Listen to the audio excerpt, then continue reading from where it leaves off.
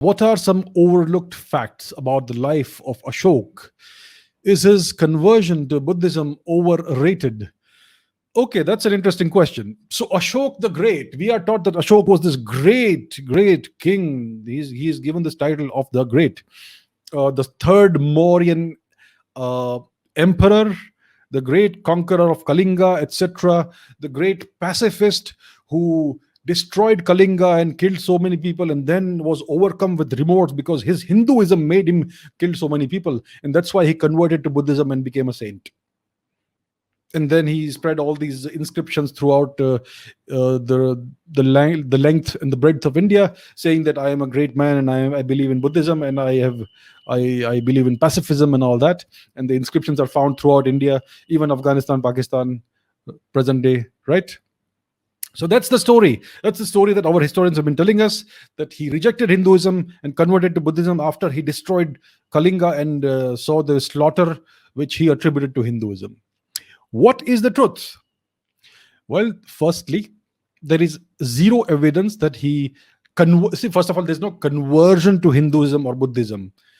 If you start practicing Buddhist philosophy and practices in daily life, you are a Buddhist. There's no conversion process, right? You're not dunked into a tub of water or anything to be converted. There's no conversion.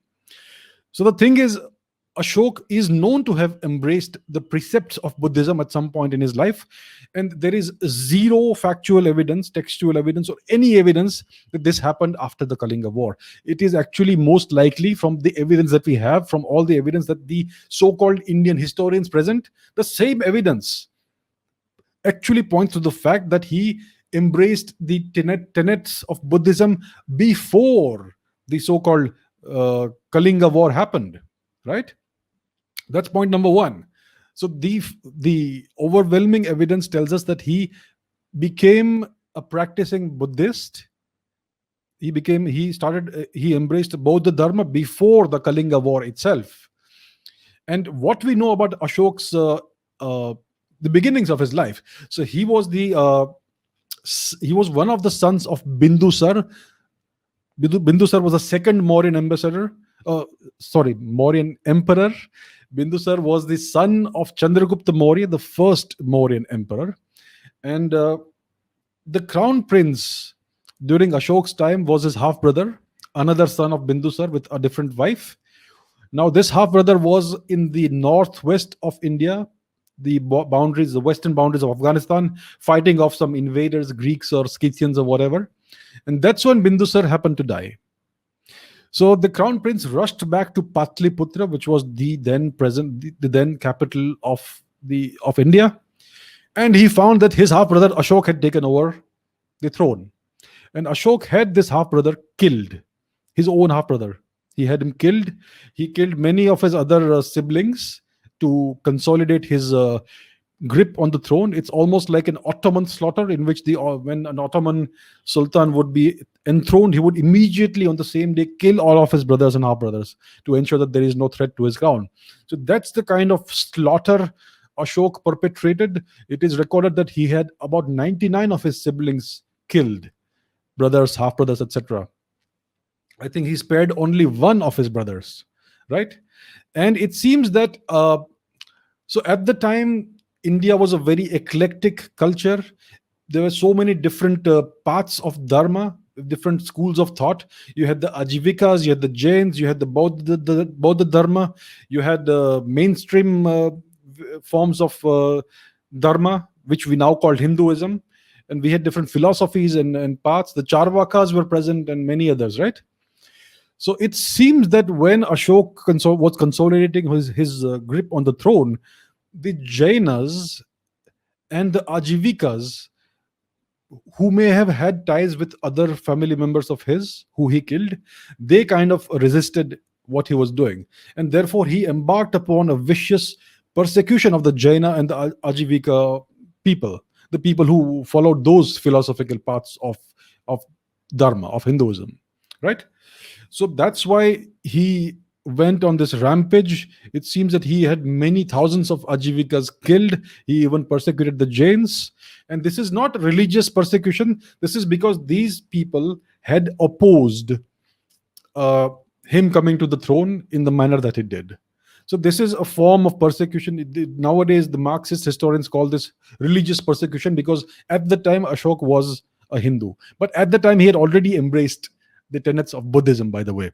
So he did all of this while being a Buddhist. All right, and he went to war with Kalinga. He invaded Kalinga and wiped basically the entire Kalinga army out as a Buddhist. At least 100,000, 1 lakh Kalingan soldiers were massacred in that battle, which was a rout, and at least 1.5 lakh uh, prisoners were taken. So it seemed that Kalinga at the time was actually a vassal state or a province of the Mauryan Empire. I mean, the Mauryan Empire was so large, and it was an expansionist empire. It went beyond present day India, way beyond present day India. So it is inconceivable that Kalinga, right next door to Patliputra, would have been an independent state. It would not have been allowed to be so. So Kalinga at the time was most likely a vassal state or a province of the Mauryan Empire. And maybe when Ashok came to power, and in the way he did, maybe they tried to rebel against him, or they opposed him, and maybe that's why he went to war with Kalinga. We don't know who was the king of Kalinga at the time. I still haven't been able to find the name of the king, but I'll try and do that. So basically, the truth is that he was a vicious and very cruel person. He was known as Chanda Ashok, means a really evil Ashok, right? So he is exactly the opposite of how he is portrayed. He's portrayed as a pacifist and a saintly person. He was a vicious mass murderer. That's what he was. And he put up all these pillars and inscriptions talking about pacifism, but he did not put any pillar advocating pacifism in the region of Kalinga or Patliputra. The pacifistic pillars and all inscriptions were put in the far west of India, in present day Afghanistan, etc. So that's the kind of person he was. It was just a political statement. Politicians say all kinds of things to appear nice, and that's precisely what Ashok was doing.